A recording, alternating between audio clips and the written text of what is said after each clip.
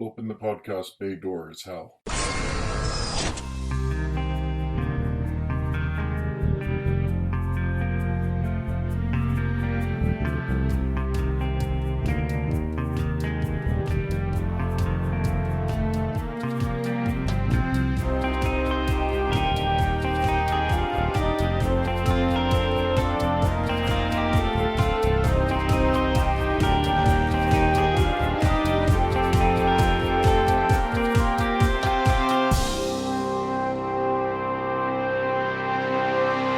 Hello everyone, and welcome to episode 48 of Welcome to Geektown.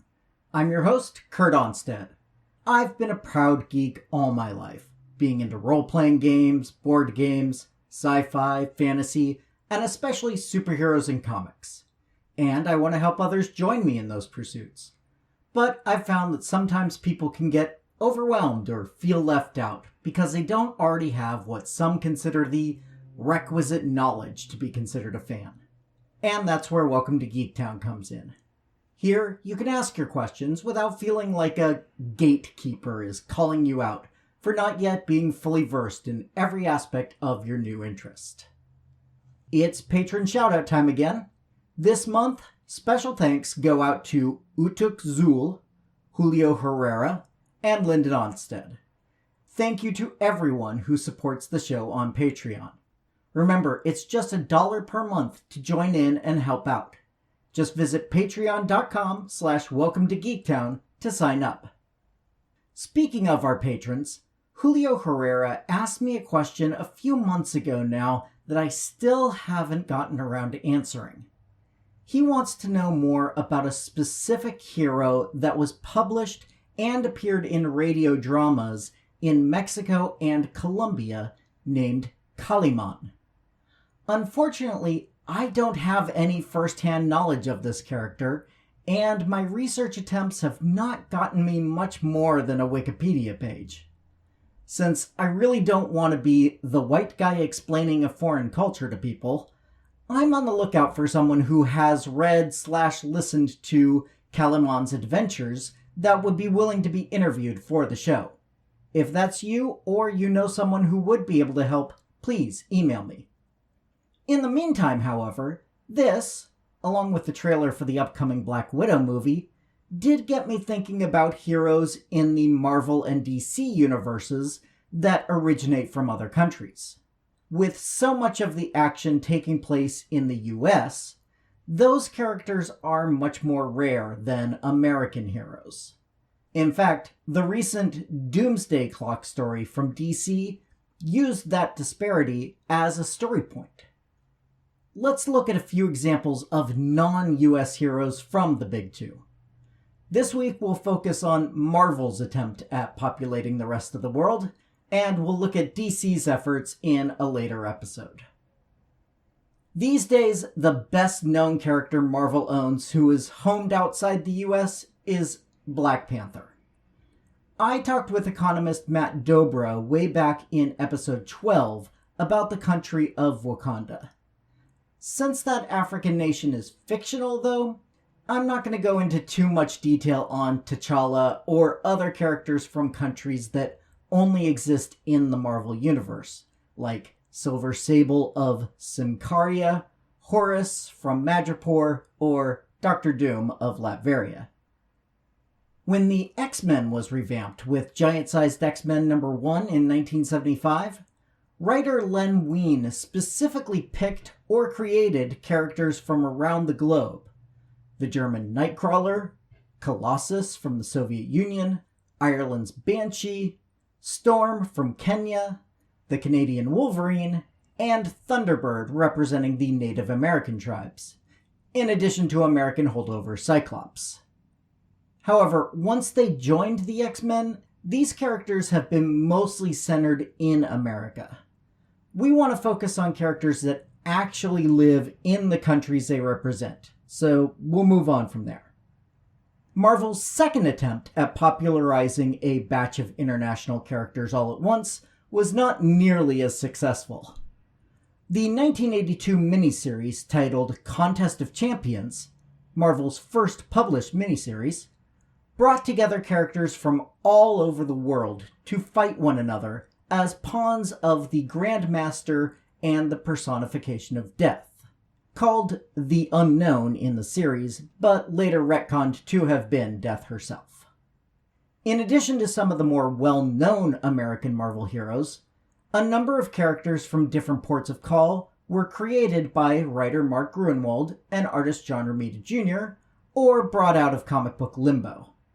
With names like Arabian Night, Shamrock, and Blitzkrieg, many of these characters were as stereotypical as you're picturing, and have mostly been forgotten. I'll bring up a couple of the more successful creations later, but now let's move on from completely international groupings to teams and individuals from a single country. With Captain America being so popular, it's understandable that other countries would want their own captain. The most well-known of these is Brian Braddock, aka Captain Britain.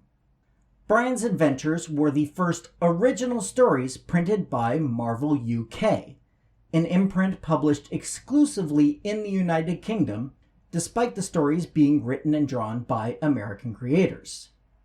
2 years after his first being published, Captain Britain was finally seen in the US, helping out Spider-Man in Marvel Team-Up number 65.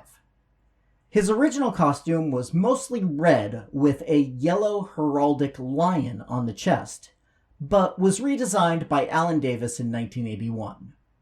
The current costume, worn by him for many years, then his sister Betsy in the recent books, resembles the Union Jack flag of the United Kingdom, much in the same way that Captain America's costume is influenced by the Stars and Stripes. Although his powers are magically based, most of Captain Britain's adventures have been part of the X-Men books, specifically Excalibur.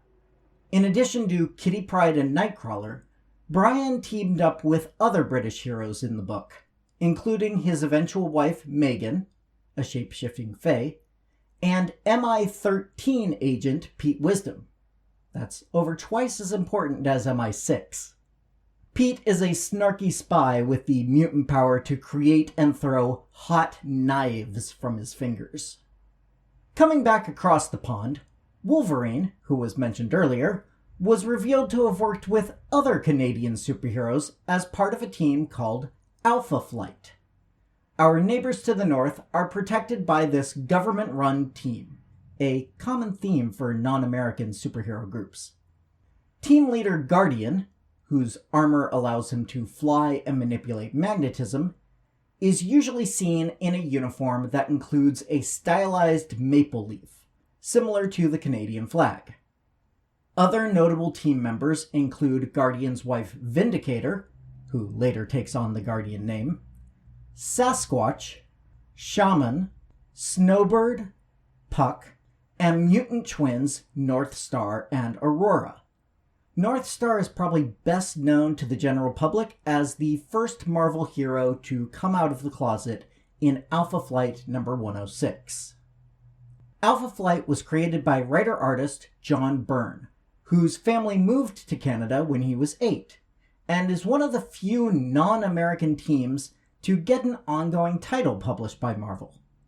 That book was very successful, going on for 130 issues in its first volume, and the team has been an important part of the Marvel Universe since their first appearance. Staying with other countries that have had friendly relations with the US, Australia has had a few heroes.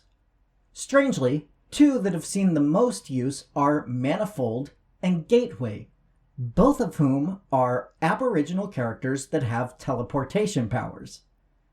I guess with Australia being so isolated from much of the rest of the world, it makes sense to have a way to get there and back quickly. Another Aboriginal Australian named Dreamguard was briefly seen in Forceworks in the late 90s. And of course, you can't talk about Australia without having a character named Kangaroo. The first one was a Spider-Man villain.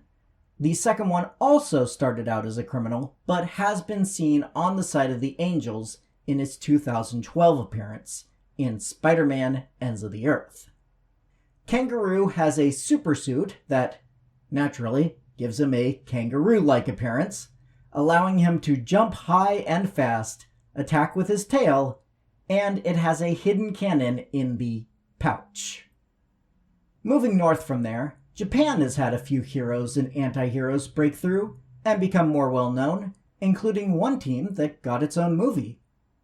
The team known as Big Hero 6 is very different in the comics from the characters you may have seen in the movie of the same name. To give you an idea of how different these characters are from their movie counterparts, Baymax is a bodyguard robot, not a nurse robot, that can transform into a dragon, although he's still created by young prodigy Hiro Takachiho. Created in 1998 by Steve Siegel and Duncan Rouleau, this team of superhumans was put together by the Geary Corporation, working with the Japanese government. Their membership has fluctuated, and at one point included X-Men supporting characters Sunfire and Silver Samurai, also from Japan. Israel's hero, Sabra, was created in 1980 by Bill Mantlo and Sal Buscema, first appearing in Incredible Hulk number 250. She is one of the characters that was used in Contest of Champions, but has gone on to appear in a number of stories over the years. As a super strong mutant with a healing factor that has also been trained in armed and unarmed combat from a young age, Sabra has been quite a formidable fighter for the Jewish nation, specifically as an agent for the Mossad. The name Sabra means native of Israel, as well as being the name of a prickly pear. That second part is reflected in her costume, which at one point could fire paralytic quills from her cape, and her personality, which is very cold and aloof. She has been shown to be very hardline in her attitude, especially towards characters from Arab nations, although she does occasionally soften. Moving on to less friendly countries. Russia, or the Soviet Union pre-1991, has been the in-universe birthplace of a number of Marvel characters, including Black Widow of the Avengers and the previously mentioned Colossus of the X-Men. However, very few of the characters created between the 60s and the 80s from the USSR were presented as heroic, unless they defected as part of their storyline. It wasn't until Kurt Busiek's run on Iron Man in 1998 that we really see a team of patriotic Russians that is presented as heroic in their own rights. The Winter Guard, consisting of previously seen characters Red Guardian, later known as Steel Guardian, Russia's Captain America equivalent, including a near-indestructible shield, Crimson Dynamo, mostly seen as an Iron Man villain previously, Darkstar, a mutant with Dark Force powers, and Ursa Major, whose mutant power is the ability to transform into a humanoid bear. That was the original lineup. With the exception of Ursa Major, all of the nom de guerres have been taken on by more than one person over the years, allowing the characters to be presented in a more positive light than their original versions. This team, or some version of it, has fought for their country and the world in crossover events like Maximum Security, Kang War, and Monsters Unleashed. Going eastward from there brings us to China. Like Russia, most characters from there were presented as villains for the first few decades of Marvel's publishing career, with exceptions for people like Wong and Shang-Chi, who were born in China but spent their heroic life in the US. More recently, we've seen a couple of teams out of China come and go that have helped out their American counterparts. The People's Defense Force was introduced by Dan Slott, Christos Gage, and Koi Pham in Mighty Avengers in 2009. Unfortunately, most of them were killed in the same storyline that introduced the group. Slightly more recently, Matt Fraction and Salvador LaRocca introduced a team of armored heroes called the Dynasty in The Invincible Iron Man number 513, released in 2012. A couple of those team members died when Thanos invaded Earth in the Infinity storyline, which you can hear more about in episode 3.